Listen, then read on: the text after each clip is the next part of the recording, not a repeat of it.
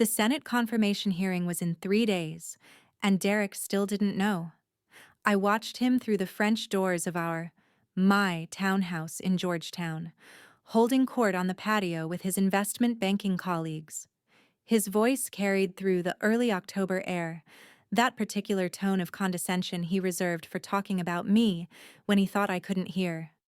Before we jump back in, tell us where you're tuning in from, and if this story touches you, make sure you're subscribed, because tomorrow, I've saved something extra special for you. Rachel's still playing lawyer at that little nonprofit, he said, swirling his bourbon. Honestly, I don't know why she bothers. 8 years of this poverty law nonsense. No partnership track, no real clients, just helping people who can't even pay? Laughter rippled through the group. 4 men in expensive suits, drinking expensive whiskey on my patio, paid for by my trust fund, the one Derek had never asked about, assuming like everyone else that we lived on his salary. "You're a saint for putting up with it," said Owen, Derek's college roommate and current colleague at Sterling and Hawthorne. "My wife wanted to do public interest work after law school. I set her straight real quick. Now she's making partner at Morrison and Fitch." "I keep telling Rachel she's wasting her potential," Derek continued, and I could picture him shaking his head with that practiced look of concerned patience. "But she's stubborn. Won't even consider switching to a real firm. Says she's making a difference." He said it like a joke, those last 2 words dripping with mockery. I took a slow sip of my chamomile tea, standing in the shadows of my own dining room, and felt nothing but a cold, clear certainty. The woman he was describing, the foolish idealist wasting her Yale law degree on lost causes, didn't exist. She never had. 3 days from now, the Senate Judiciary Committee would vote on my nomination to the United States District Court for the District of Columbia. In 4 days, assuming the vote went as my sponsors expected, the full Senate would confirm me. At 42, I would become one of the youngest federal judges in the country, with lifetime tenure and the power to shape law for decades. Derek would find out when everyone else did. When my face appeared on CNN. When his colleagues started texting him. When the announcement hit the front page of the Washington Post. My phone buzzed silently in my pocket. A message from Senator Patricia Whitmore, chair of the Judiciary Committee. "Final prep call tomorrow at 9 a.m. You ready to make history?" I typed back quickly, "Ready." Another message appeared, this one from my best friend and former law school roommate Simone. "I still can't believe you haven't told him. This is going to be epic. I'm recording his face when he finds out." I smiled despite myself. Simone had been there through everything. The building of my career in the shadows. The careful construction of a public persona that let Derek believe exactly what he wanted to believe about me. She'd been the one who talked me out of leaving him 2 years ago when his dismissiveness first turned cruel. "Don't leave yet," she'd said over wine at her apartment in Adams Morgan. "Not until you can make the exit memorable. You've been playing small for him. When you step into your full power, I want him to see exactly what he lost. What he never deserved in the first place." Simone had a flair for the dramatic, but she was also right. I'd spent 5 years making myself smaller for Derek, pretending my work wasn't significant, letting him believe he was the successful one, the breadwinner, the one with the important career. All while I'd been quietly building something he couldn't comprehend. "Rachel?" Derek's voice cut through my thoughts. He was at the French doors now, peering inside. "You coming out? We're about to order from that Italian place." "I'm fine," I called back, keeping my voice soft and accommodating, the way he expected. "I had a late lunch. You all enjoy." "Suit yourself," he shrugged, already turning back to his friends. "Try not to wait up. This might run late." As if I needed his permission to go to sleep in my own house. I climbed the stairs to my study, the small room on the third floor that Derek had mockingly dubbed Rachel's Poverty Palace, because of the case files and legal briefs that covered every surface. He never came up here. He found my work boring, beneath him, not worth his attention. Which was exactly why it was the perfect place to keep my secrets. I unlocked the bottom drawer of my antique desk, a gift from my grandmother, who'd been the first woman to make partner at a Manhattan law firm in 1947. Inside was a leather portfolio containing everything Derek didn't know about me, everything I'd carefully hidden behind layers of humility and strategic silence.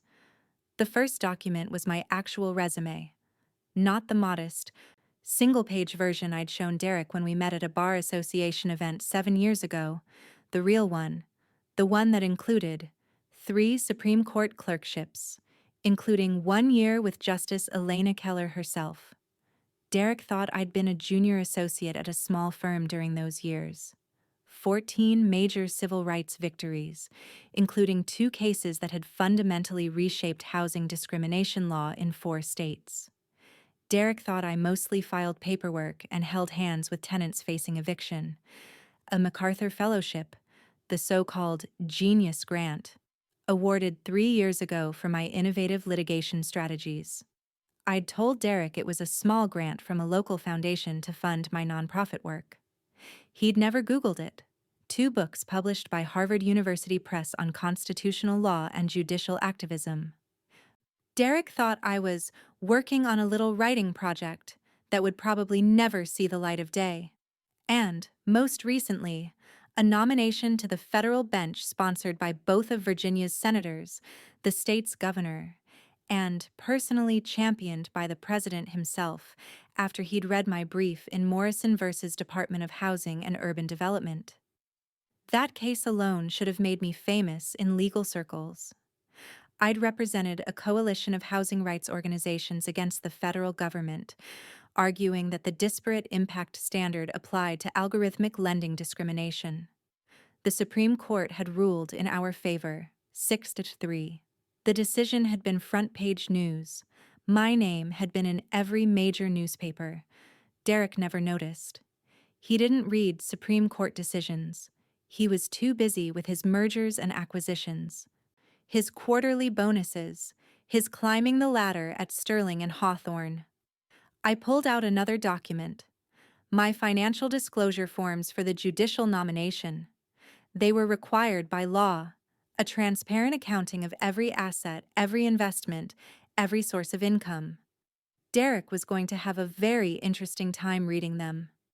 The trust fund from my grandmother, the one that had purchased this townhouse outright, in my name alone, $47 million in diversified assets. My speaking fees from the last 3 years, from conferences and law schools Derek thought I was attending as a participant, not a keynote speaker, $340,000. Book royalties, $180,000. The MacArthur Fellowship, $625,000 over 5 years.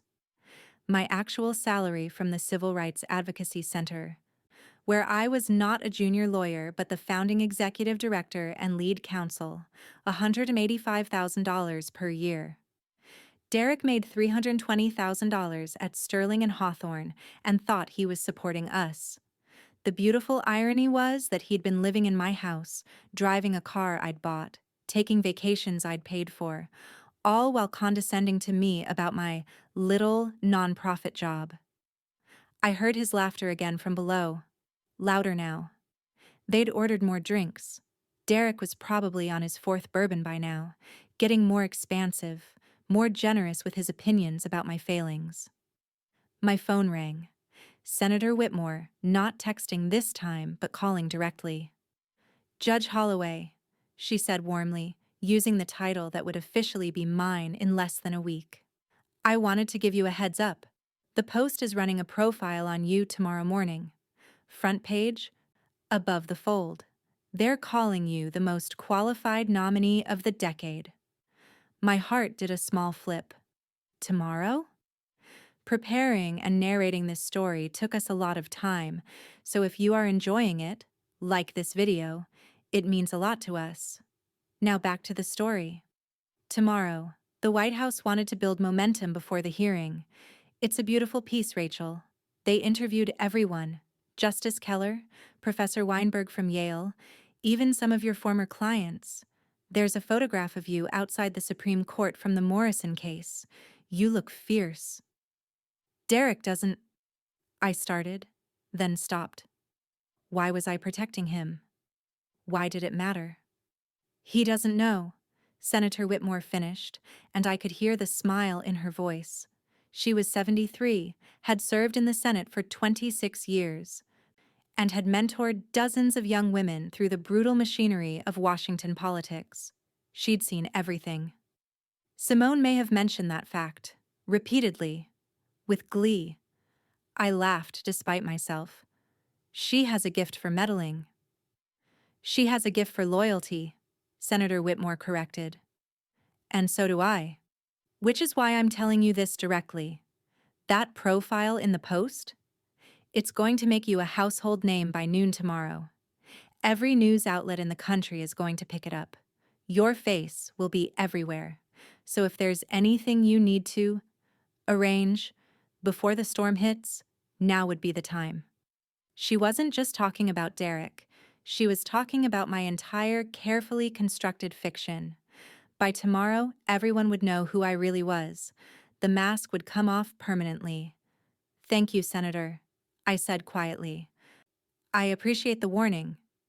One more thing, she added, her voice turning serious. The Republicans are going to come at you hard during the hearing, Senator Blackwood in particular.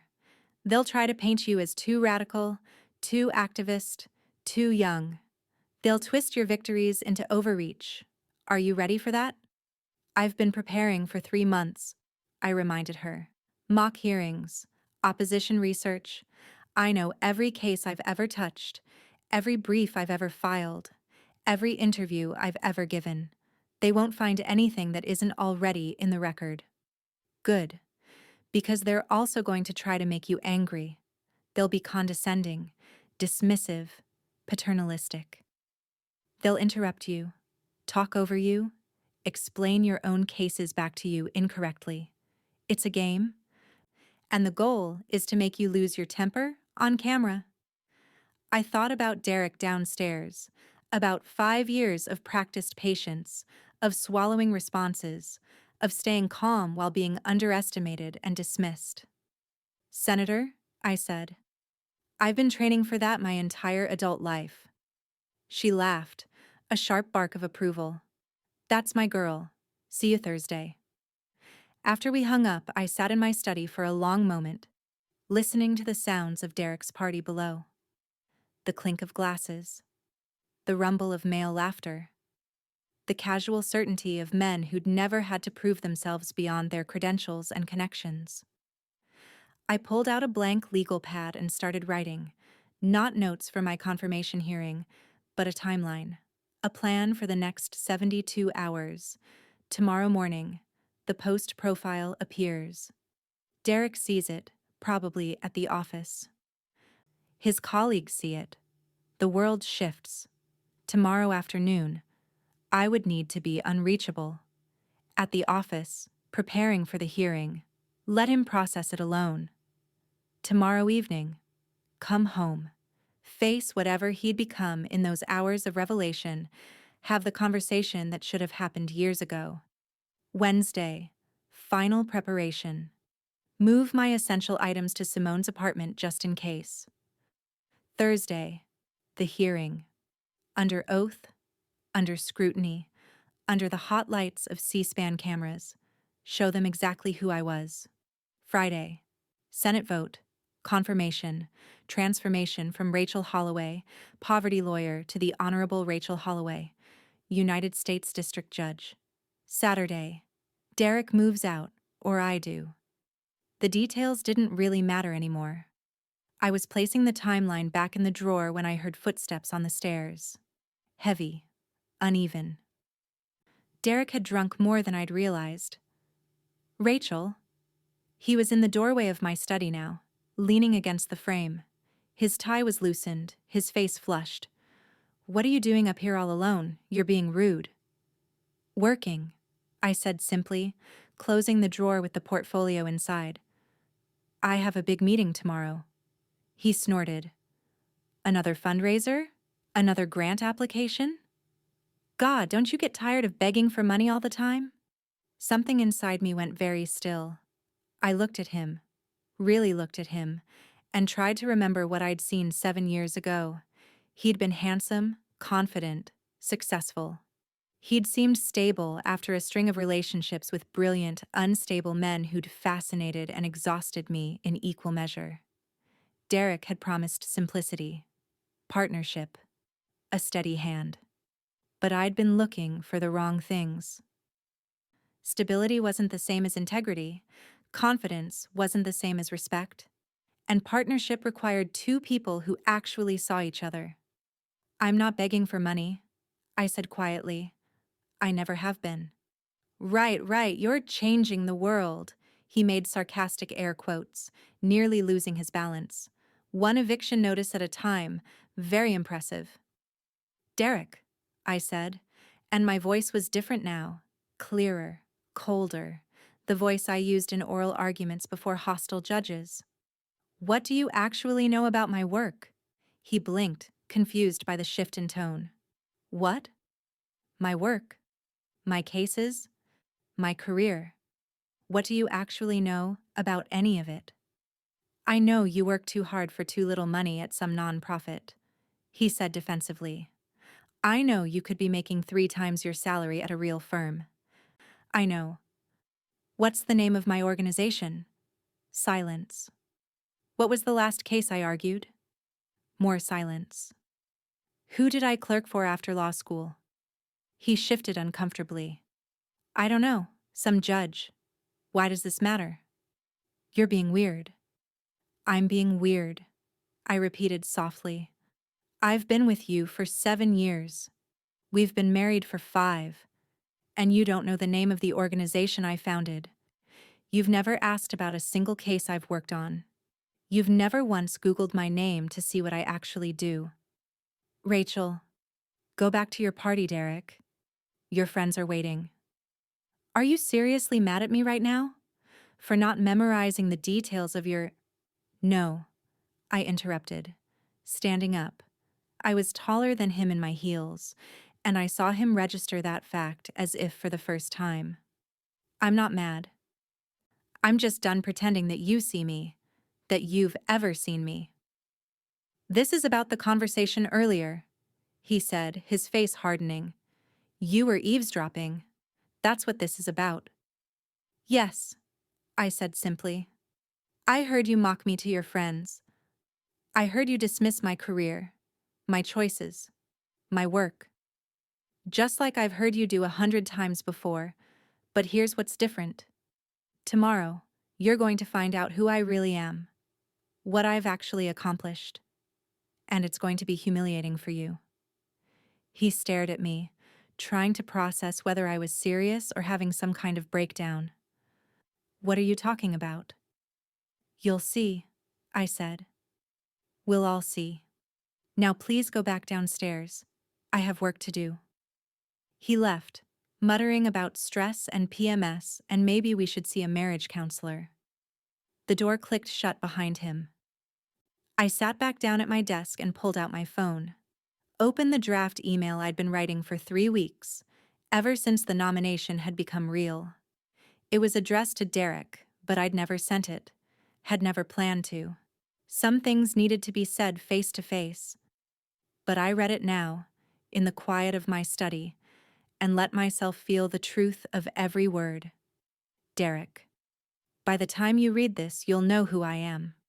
What I am. You'll have seen the headlines, the profile, the photographs. You'll have heard from your colleagues, your friends, probably your mother.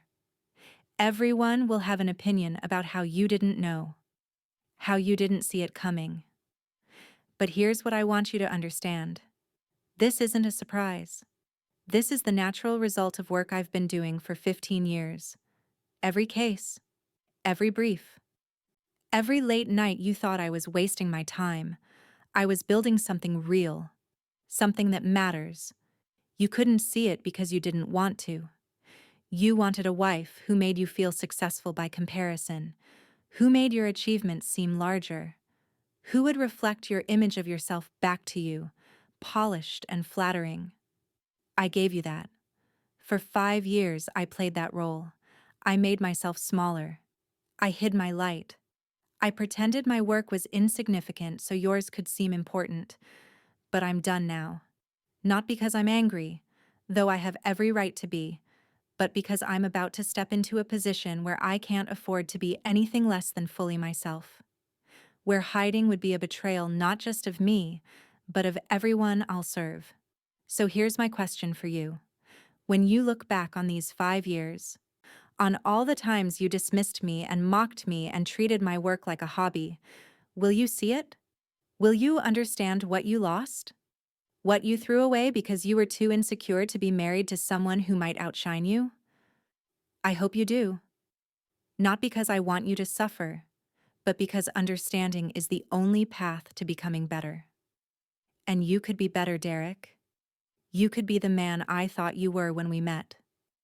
The man who seemed kind and stable and secure enough in himself to celebrate someone else's success. But that has to be your choice, your work, not mine anymore. I'll always be grateful for what we had at the beginning. The laughter, the easy companionship, the sense of building a life together. Those moments were real, even if the foundation was false. But I can't mourn what we've become. I've been mourning it for 2 years already. By the time you read this, I'll be gone. Not physically. The townhouse is mine, bought and paid for before we met. But emotionally, the door will be closed. The chapter will be finished. I wish you well. I really do. But I wish myself better. Rachel, I saved the draft without sending it. Maybe I would. Eventually. Maybe I'd let him read it once the dust settled. Or maybe I'd just delete it, let the words dissolve into the digital ether, and move forward without looking back. Downstairs, I heard the party breaking up. Car doors slamming. Derek's voice calling out goodbyes, loud and jovial, unaware that his world was about to crack open. I pulled out my confirmation hearing notes and started reading. Questions about judicial philosophy, about the role of precedent, about the balance between legal text and social context, about the proper limits of judicial power. I had good answers, thoughtful answers, answers honed by mock hearings with former judges, by 3 months of preparation, by 15 years of thinking deeply about the law and its purposes. But underneath every answer was a simpler truth. I believed in the law's power to protect the vulnerable, to check the strong, to create space for people who'd been pushed to the margins. That belief had driven every case I'd taken, every client I'd represented, every brief I'd written at 3 a.m. when everyone else was sleeping. Derek had never understood that, never asked where the passion came from. Never wondered why someone who could have made millions in corporate law instead spent her days fighting slumlords and predatory lenders and discriminatory housing authorities. He'd never heard the story about my mother, about how we'd lost our apartment when I was 9 because the landlord decided our building was worth more empty, cleared out, ready for wealthy buyers. About how we'd lived in our car for 3 months, while my mother worked 2 jobs trying to save enough for first month, last month, and security deposit on a new place. About how I'd done my homework in public libraries and changed clothes in gas station bathrooms and learned to be very, very quiet about being poor. I'd never told him because he'd never asked, never been curious about what made me who I was. He'd been content with the surface. Pretty wife, good credentials, easy to dismiss. Tomorrow, the world would see beneath that surface, and Derek would have to reconcile the woman he'd married with the woman I'd always been. My phone buzzed. Another text from Simone. I'm bringing champagne tomorrow night. The good stuff. Be ready. I smiled and typed back, I'm ready now. And it was true. After 5 years of hiding, of playing small, of letting Derek believe his comfortable fiction. I was ready to be seen. Not just by him, but by everyone. Ready to stand in the full light of my accomplishments and say, "This is who I am. This is what I've built.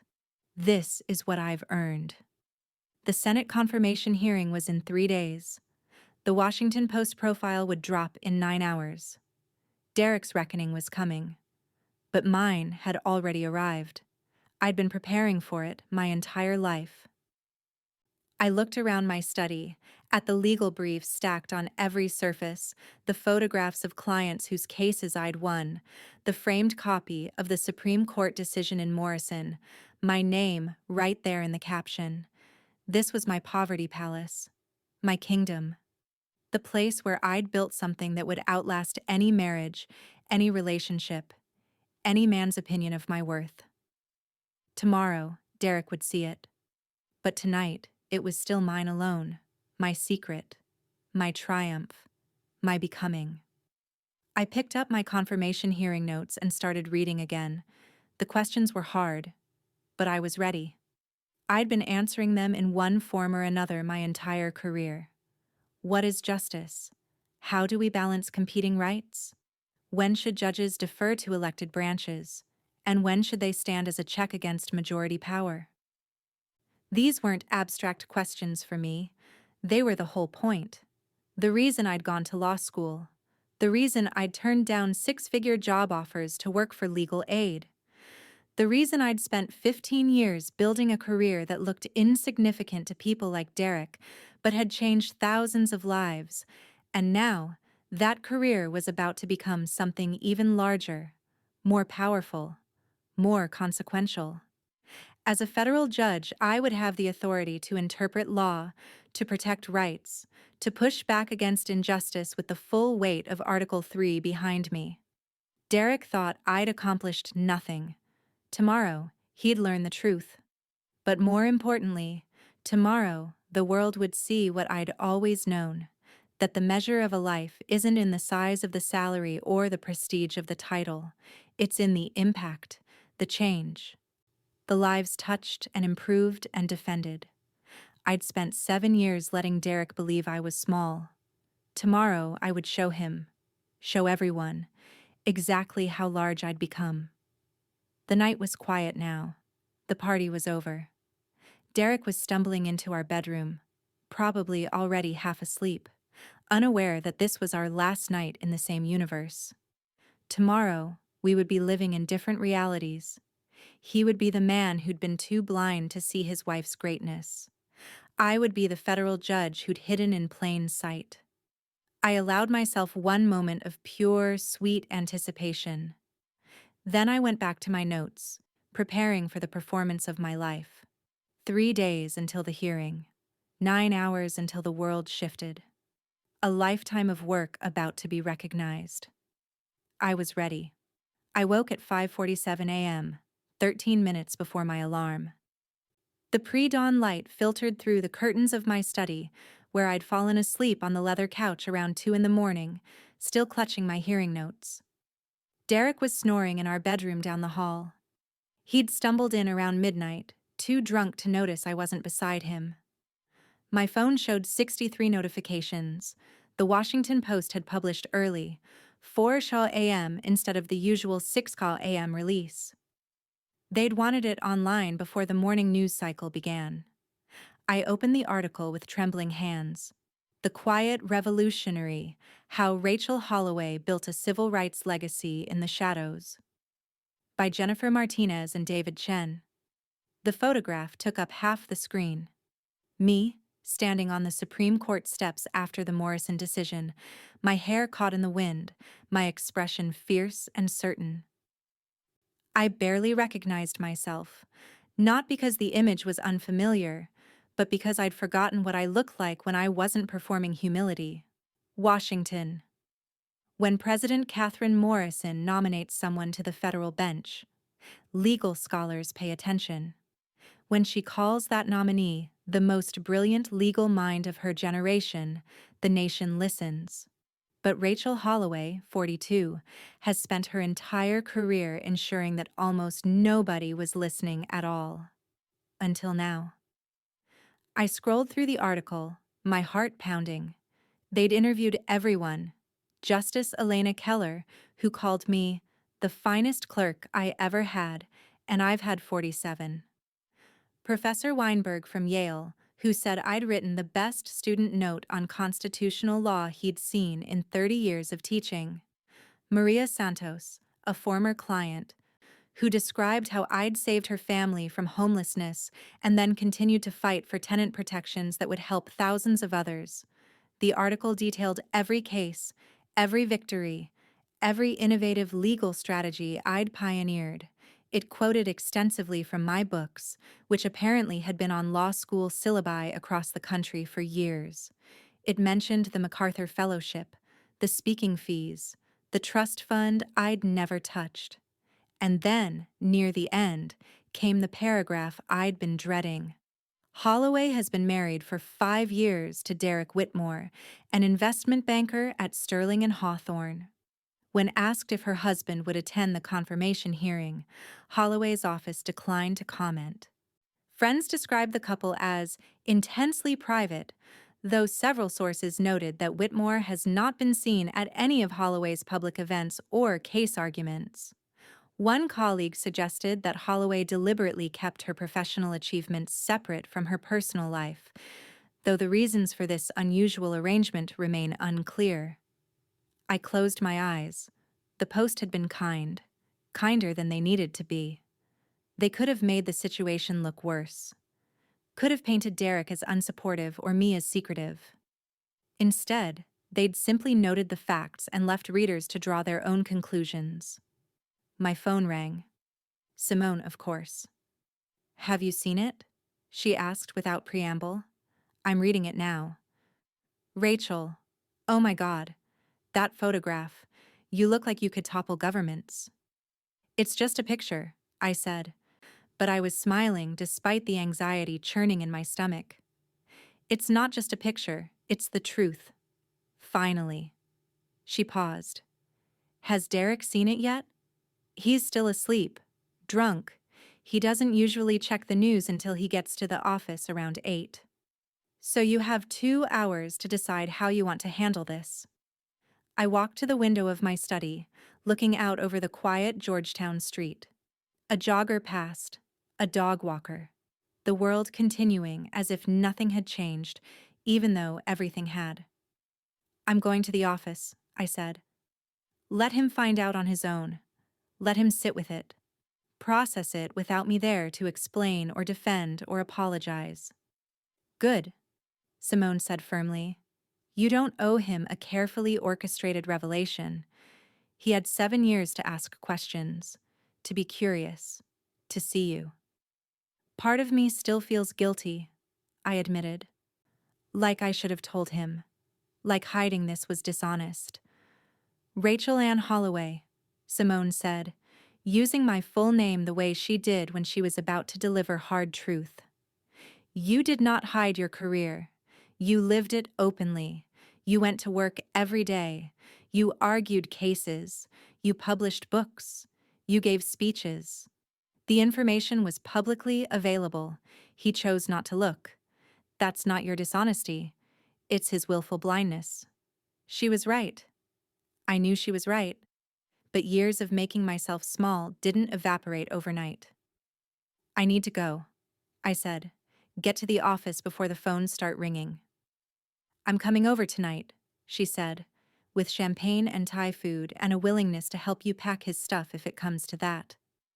After we hung up, I showered quickly in the guest bathroom, avoiding our bedroom where Derek still slept. I dressed carefully, the navy suit I'd wear to the hearing, the one that made me look authoritative but approachable. If today was the day the world saw who I really was, I wanted to look the part. I left the house at 6:42 a.m., leaving a note on the kitchen counter. "Saw the Post article. We need to talk. I'll be home by 7 p.m. Brief, factual, giving nothing away. The drive to my office in Northeast DC took 23 minutes in light traffic. The Civil Rights Advocacy Center occupied the third floor of a renovated warehouse building overlooking the Anacostia River. I'd founded it 11 years ago with money from my grandmother's trust, though I'd structured it to look like it ran on grants and donations. The staff of 14 lawyers and 6 support personnel had no idea their founding director was about to become a federal judge. That would change today, too. I arrived to find Yolanda Martinez, my deputy director, already at her desk despite the early hour. She looked up as I entered, her expression unreadable. "I saw the post," she said quietly. My stomach dropped. "Yolanda, you clerked for Justice Keller. You argued Morrison. You wrote the constitutional imperative of housing justice." She was counting off on her fingers, her voice getting stronger. "That book was required reading in my law school.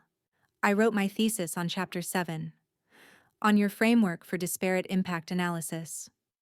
I was going to tell everyone, I started, but she was standing now, coming around her desk.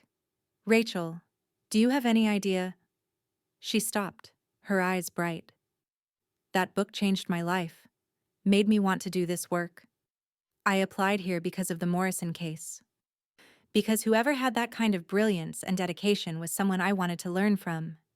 And it was you. It's been you this whole time." I didn't know what to say. Yolanda had been with me for 4 years. She was one of the best litigators I'd ever worked with. Sharp and fearless and deeply committed. I'd never imagined. "Why didn't you tell us?" she asked. Not accusatory, just curious.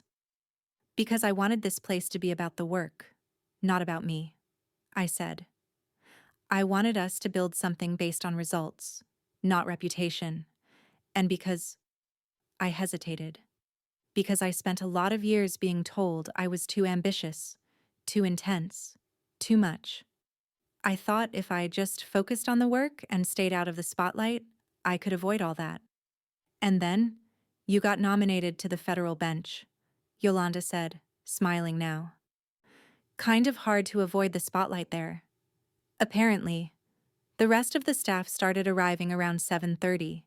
Each one had the same sequence of reactions: shock, recognition, questions, and then, almost universally, pride. They were proud to work here, proud to be part of something I'd built. By 8 a.m., the phones were ringing constantly. Interview requests from every major news outlet. Congratulations from judges and lawyers across the country. Messages from former clients who'd seen the article and wanted to share their stories. And then, at 8:47 a.m., my personal cell phone rang. Derek. I stepped into my private office and closed the door before answering. "What the hell, Rachel?" His voice was sharp, angry, with an undertone of something else. Panic, maybe, or humiliation. "Good morning, Derek." "Don't good morning me. The Washington Post? The front page? You're nominated for federal judge and you didn't think to mention it?" "I left you a note," I said calmly. "Said we'd talk tonight." "A note? A fucking note?" He was shouting now. "Every single person in my office has seen this." Owen came to my desk before I'd even sat down, asking why I didn't tell anyone my wife was some Supreme Court superstar.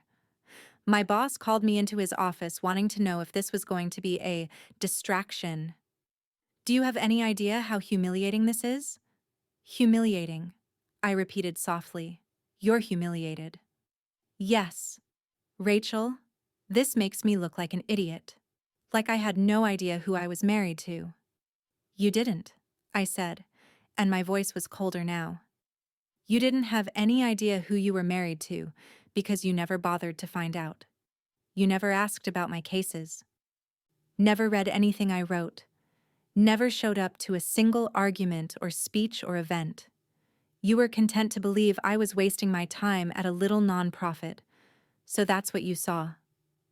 Silence on the other end. I could hear his breathing, ragged and fast. "Why?" he finally asked, and his voice was different now. Smaller, confused. "Why did you hide this from me?" "I didn't hide it, Derek," I lived it openly. You just weren't looking. That's not fair. Isn't it? I interrupted. Last night you told your friends I was wasting my Yale law degree. You mocked me for helping people who can't pay. You've spent 5 years treating my career like it was a hobby I'd eventually outgrow.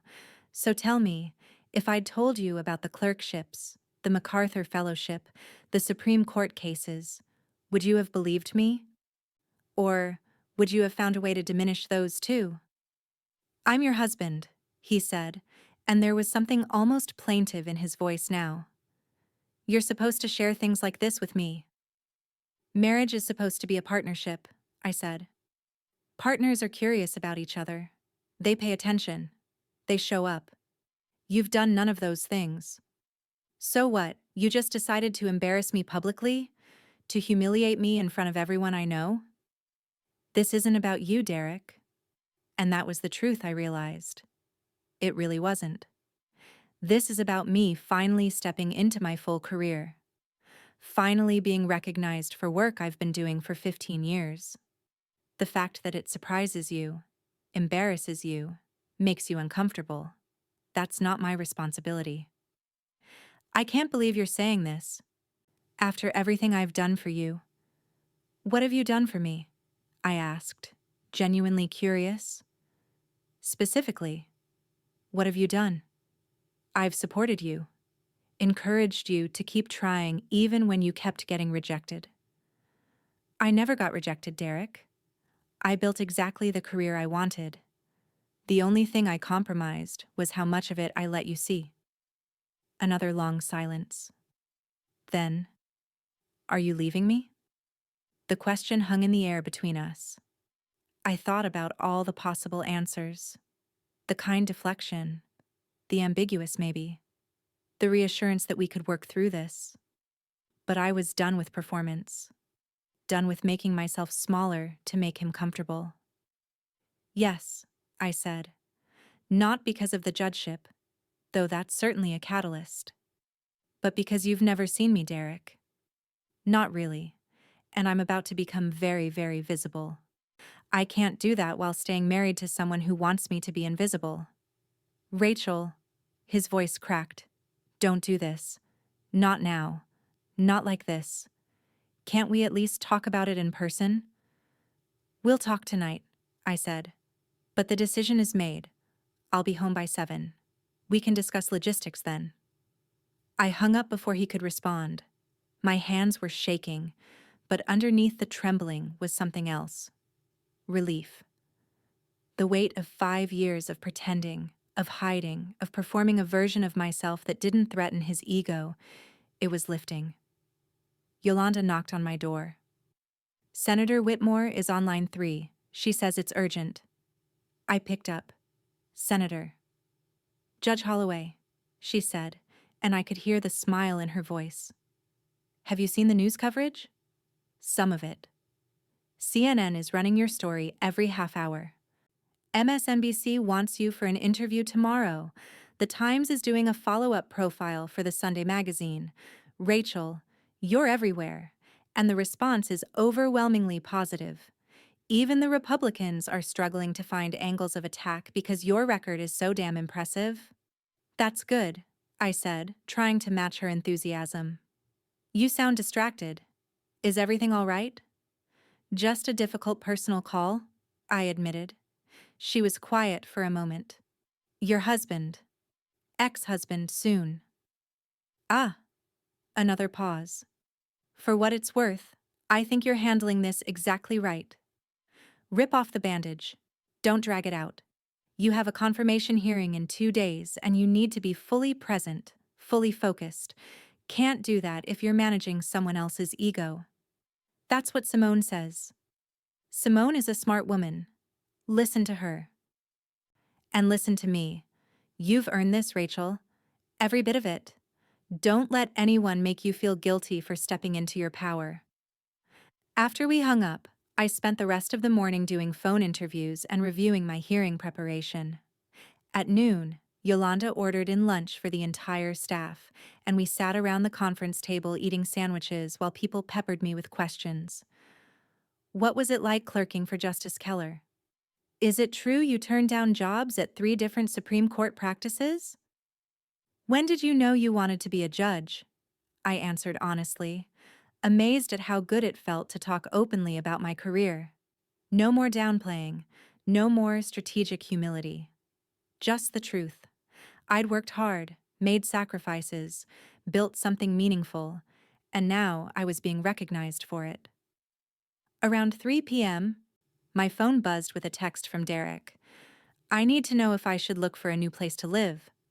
I typed back, the townhouse is mine, purchased before we met. You should start looking.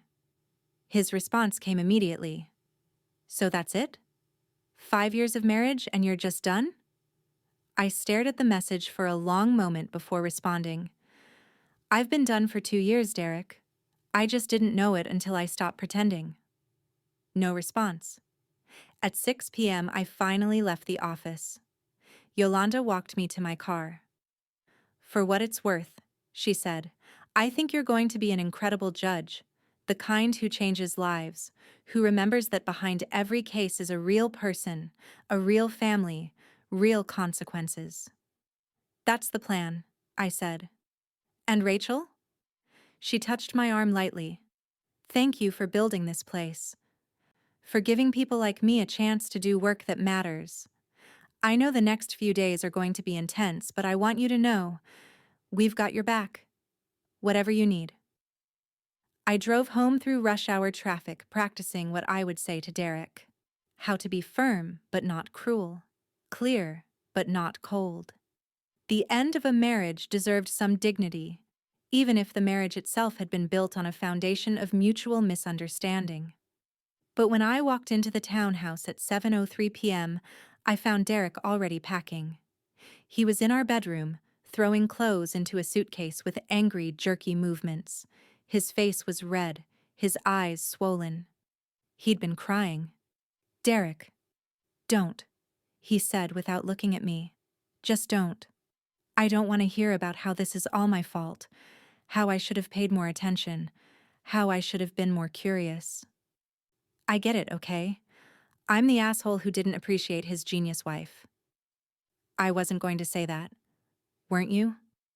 He finally looked at me, and the pain in his eyes was real. Everyone else has been. Owen sent me a link to your MacArthur Fellowship announcement. Did you know it's been public for 3 years? 3 years I've been telling people my wife works at a nonprofit, and the whole time you're walking around with a fucking genius grant. I told you about it, I said quietly. You didn't care enough to look it up. He laughed bitterly. Yeah, I guess I didn't. But you know what, Rachel? You could have made me care. You could have sat me down and said, Derek, this is important. This is who I am. Pay attention. But you didn't. You just let me make an ass of myself. Is that what you think happened? I asked. That I deliberately let you make an ass of yourself? Didn't you? He zipped the suitcase with violent force. You're telling me this isn't at least a little bit satisfying? Watching me scramble to explain to everyone why I had no idea my wife was nominated for federal judge. I sat down on the edge of the bed, suddenly exhausted. You're right, I said. Part of me is satisfied. Part of me wanted you to feel exactly what I've felt for years, dismissed, underestimated, invisible. But that's not why I did this. I didn't hide my career to punish you. I hid it to protect myself. He stopped packing, looking at me warily. Protect yourself from what? From men like you, I said simply. Men who need to be more successful than their partners, who need to feel like the smart one, the important one, the one with the real career. I've dated 3 of you before. The pattern is always the same. Fascination at first, then competition, then resentment, then sabotage. I never sabotaged you. You never had the chance, I said. Because I never gave you access to anything important enough to sabotage. I kept my real life separate, safe. And yes, that meant you didn't really know me. But Derek, You didn't want to know me. You wanted the version you created, the struggling lawyer with good intentions and no real prospects. That woman didn't threaten you. He stared at me for a long moment, then sat down heavily in the armchair by the window. So what? I'm just another cautionary tale? Another insecure man who couldn't handle his wife's success? You could have been different, I said gently. At the beginning, I thought maybe you were. You seemed kind, stable, content with your own life. But somewhere along the way, you started needing me to be less than you. And I complied because it was easier than fighting. I don't know how to fix this, he said quietly. You can't, I said. It's too late for us. But Derek, it doesn't have to be too late for you. You can learn from this. You can become someone who celebrates his partner instead of diminishing her. Who asks questions instead of making assumptions. Who shows up? He was crying again, silently. I really loved you, at the beginning. I know, I said. I loved you too. But love isn't enough if it's built on a fundamental misunderstanding of who the other person is. We sat in silence for a while, the weight of 5 years pressing down on both of us. Finally, Derek stood up and grabbed his suitcase. I'll stay at Owen's for now. Figure out something more permanent in the next few weeks. Take your time, I said. We can work out the details through lawyers. At the door, he paused. For what it's worth, I hope you kill it at the hearing. You deserve to be a judge. You probably deserve a lot of things you didn't get from me. After he left, I stood in the empty townhouse, feeling the silence settle around me. No more performance, no more pretending. Just me, fully visible, stepping into the next chapter. I called Simone. Bring the champagne, I said, and maybe some tissues. It's been a day. She arrived 20 minutes later with Thai food, expensive champagne, and a fierce hug. So, she said, popping the cork. How does it feel to finally be seen? I thought about the question as she poured 2 glasses, about Derek packing his bags, about Yolanda's pride, about the Washington Post photograph of me looking fierce and certain on the Supreme Court steps. Terrifying, I admitted, but also right, like I can finally breathe all the way. To breathing, Simone said, raising her glass, and to federal judges who hide in plain sight. We clinked glasses. Outside, the October night was crisp and clear. Somewhere in the city, Derek was explaining to Owen what had happened. Somewhere else, senators were reading my case files, preparing questions for Thursday's hearing. But here, in my townhouse, in my life, in my skin, I was finally, completely myself. The confirmation hearing was in 36 hours. The world was watching. Derek was gone. And I was ready. The Senate Judiciary Committee hearing room was smaller than it looked on television. More intimate. Every seat filled with reporters, law students, advocacy groups, and curious citizens who'd lined up at dawn for a chance to witness history. I sat at the witness table, my hands folded calmly in front of me, facing 19 senators arranged in a semicircle like a judicial inquisition. Senator Patricia Whitmore sat at the center, flanked by colleagues from both parties. To her right was Senator James Blackwood, the ranking Republican member, who'd spent the last 48 hours on Fox News calling me a radical activist in judge's clothing. The cameras were everywhere, C-SPAN broadcasting live, major networks cutting in for coverage, my face on screens across America. Ms. Holloway, Senator Whitmore began, her voice warm and formal. Thank you for appearing before us today. Let's begin with your background. For the next hour, I walked through my career. Yale Law School, 3 clerkships, including Justice Keller, the founding of the Civil Rights Advocacy Center. Each case, each victory, each innovation in civil rights litigation. The senators asked probing questions, and I answered with precision and clarity, drawing on 15 years of courtroom experience. Senator Blackwood waited until the second hour to strike. "Ms. Holloway," he said, his voice dripping with Southern charm that didn't reach his eyes. "I've been reading about your colorful personal life. Is it true your husband of 5 years didn't know about your judicial nomination until he read about it in the newspaper?" The room went silent. I saw reporters lean forward, sensing blood in the water. "Senator," I said calmly, "my personal life has no bearing on my qualifications for the federal bench." "Oh, I disagree," he continued, smiling. "It speaks to character, to honesty, to transparency. You kept your own husband in the dark about your career for years. How can the American people trust you'll be transparent as a federal judge?" I felt the familiar anger rising, the same anger I'd swallowed every time Derek had dismissed my work, every time someone had underestimated me because I was a woman, because I was quiet, because I didn't perform ambition in the ways men expected. But I'd prepared for this. Senator Whitmore had warned me they'd try to make me lose my temper. "Senator Blackwood," I said, my voice steady, "I lived my career openly. I argued cases in public courtrooms. I published books under my own name. I gave speeches at conferences. I received awards and fellowships that were publicly announced. The information about my work was available to anyone who cared to look. But your husband—" "My husband," I interrupted gently, "chose not to look. Just as you, Senator, chose not to read my published work before this hearing. Just as many people choose not to see women's accomplishments unless those accomplishments are performed with sufficient loudness and self-promotion." Senator Blackwood's face reddened.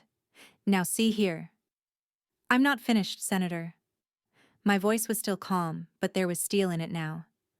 "You're suggesting that my decision to focus on my work rather than on managing other people's perceptions of my work represents a character flaw. I would argue the opposite. For 15 years, I've let my record speak for itself. I've won cases, changed lives, and shaped legal precedent without seeking personal glory or media attention.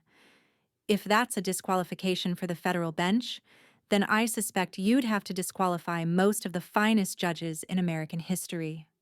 Senator Whitmore was smiling. Several of the Democratic senators were nodding. Senator Blackwood tried a different angle.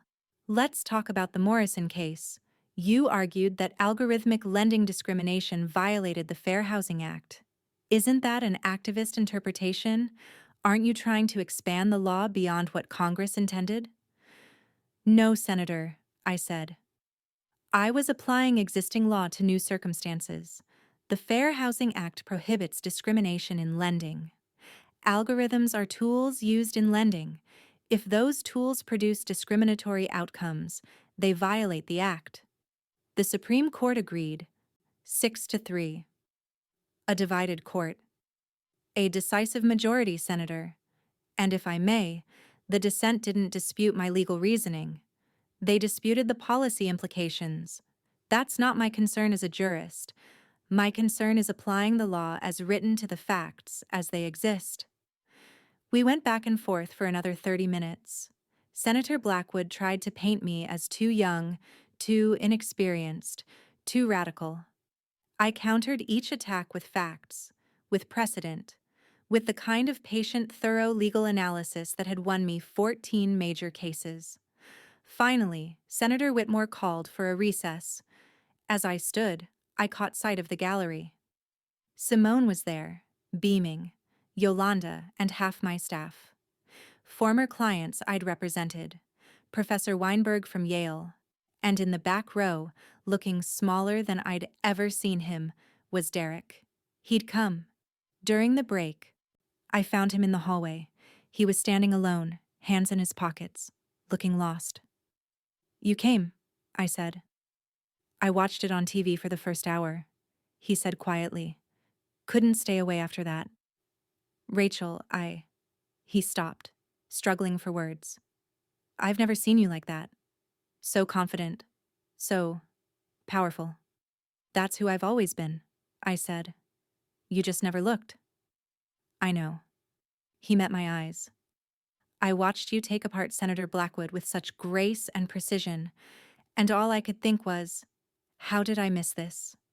How did I live with you for 5 years and never see how brilliant you are?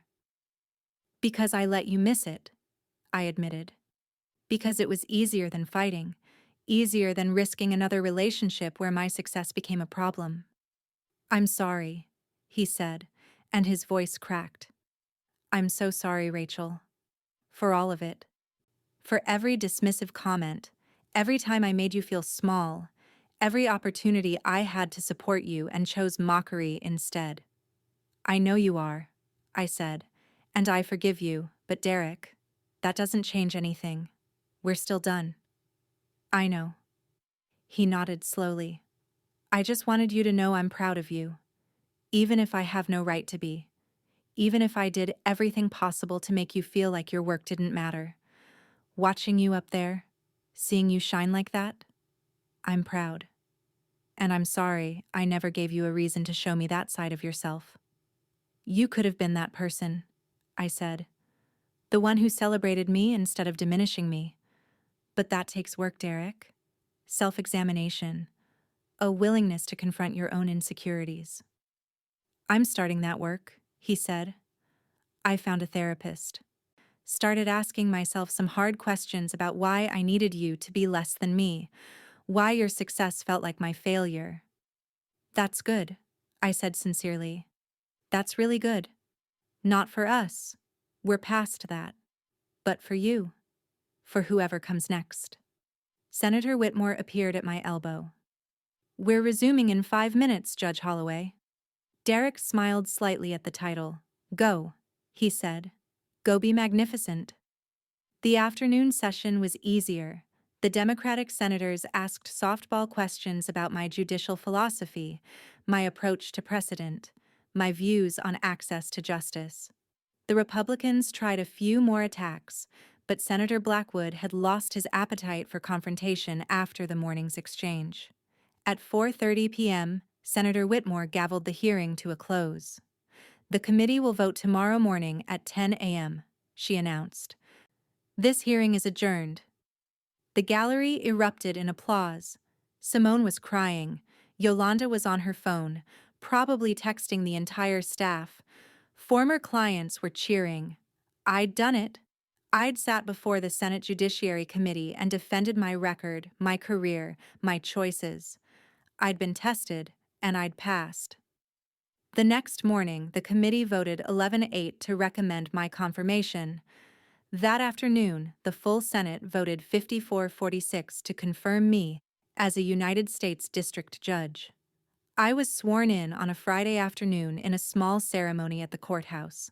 Justice Elena Keller administered the oath, her hand on my shoulder as I repeated the words that would bind me for life.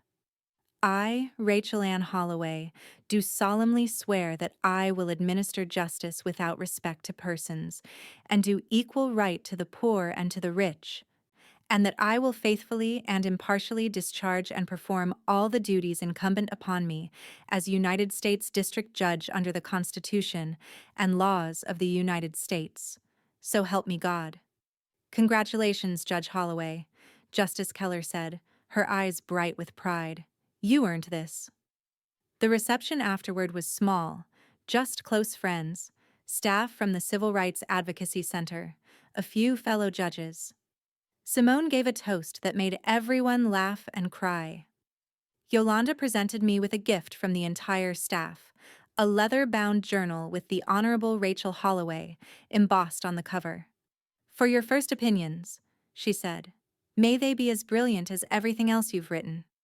Senator Whitmore pulled me aside near the end of the evening. You know this is just the beginning, right? The real work starts Monday. I know, I said. I'm ready. You've been ready your whole life, she said. You just finally have the platform you deserve. I drove home that night to my townhouse in Georgetown, parking in the spot that was now only mine. Derek had moved out completely the week before, taking his clothes and his books and his expensive watch. The house felt larger without him, quieter, more like itself. I poured a glass of wine and stood at the window of my study, looking out over the city. Somewhere out there, people were facing eviction, fighting discrimination, struggling against systems designed to exclude them. On Monday, I would start hearing their cases. I would have the power to protect them, to interpret law in their favor, to push back against injustice with the full authority of Article 3. My phone buzzed. A text from Derek. Saw the news about your confirmation. Congratulations, Your Honor. You're going to be an incredible judge. I typed back, thank you. I hope you're well. It was generous but distant, friendly but final. The right tone for whatever we were now. Two people who'd been married, who'd loved each other in our way, who'd ultimately wanted different things. Another text, this one from Simone.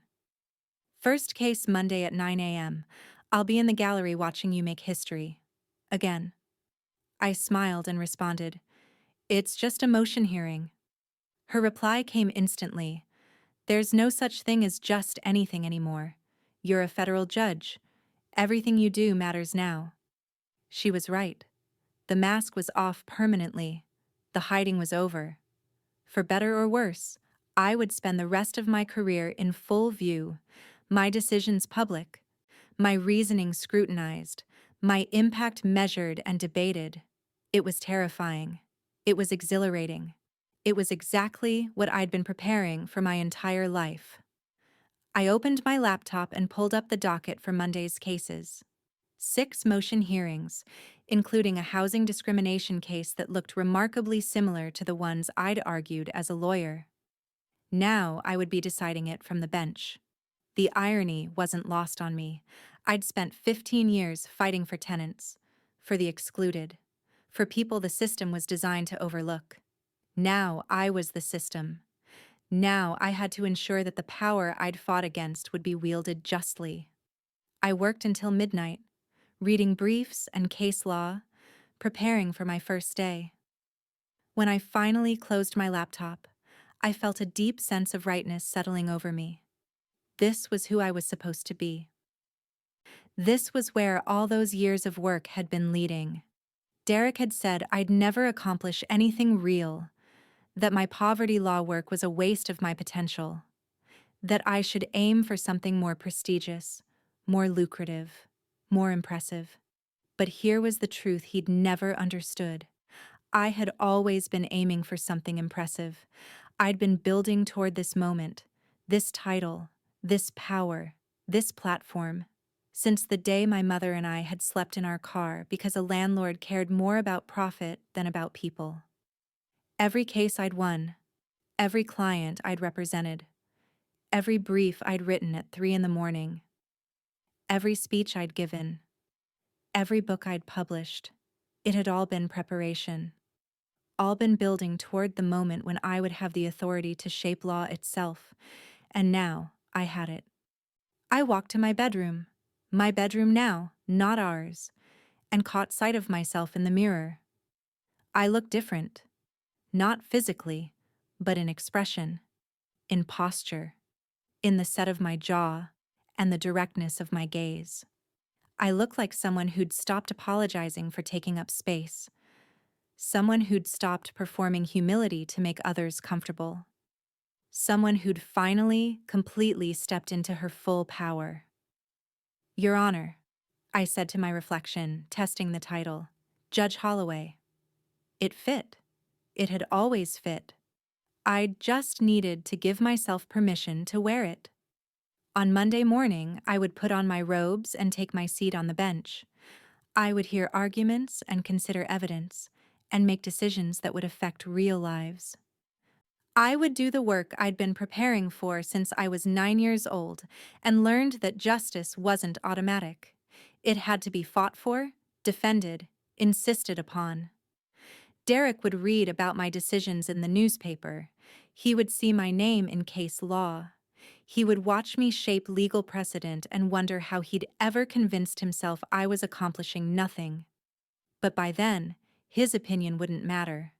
His approval or disapproval, his pride or regret, would be irrelevant to the work I was doing, because I wasn't a federal judge to prove anything to Derek. I wasn't doing this to show him what he'd lost or to make him feel small the way he'd made me feel. I was doing this because it mattered, because people needed protection, because the law was a tool that could either crush the vulnerable or shield them, depending on who wielded it and how. And now I got to wield it. For the next 30 years, maybe 40 if I was lucky, I would sit on that bench. I would hear cases and write opinions. I would interpret constitutional principles and apply them to a changing world. I would make mistakes and learn from them. I would grow and evolve and hopefully become wiser. But I would never again make myself small. Never again hide my light to make someone else comfortable. Never again pretend that my work didn't matter. The woman Derek had mocked, the one he thought was wasting her potential on poverty law, that woman had just become one of the most powerful people in the federal judiciary. And she was only getting started. I raised my wine glass to my reflection. To breathing all the way, I said, echoing Simone's toast from that first night. To being fully seen. To never apologizing for being exactly who you are. The Georgetown night was quiet around me. Somewhere in the city, Derek was starting his new life, hopefully learning the lessons this relationship had taught him. Somewhere else, my staff at the Civil Rights Advocacy Center was celebrating and preparing to continue the work without me. And here, in my townhouse, in my study, in my skin, I was ready. Ready for Monday. Ready for the next 30 years. Ready for every challenge and opportunity and case that would come. Ready to be Judge Rachel Holloway, fully visible, fully powerful, fully herself. The confirmation hearing was over. The hiding was done. The real work was about to begin, and I couldn't wait. Up next, you've got 2 more standout stories right on your screen. If this one hit the mark, you won't want to pass these up. Just click and check them out. And don't forget to like, subscribe, and turn on the notification bell so you don't miss any upload from us.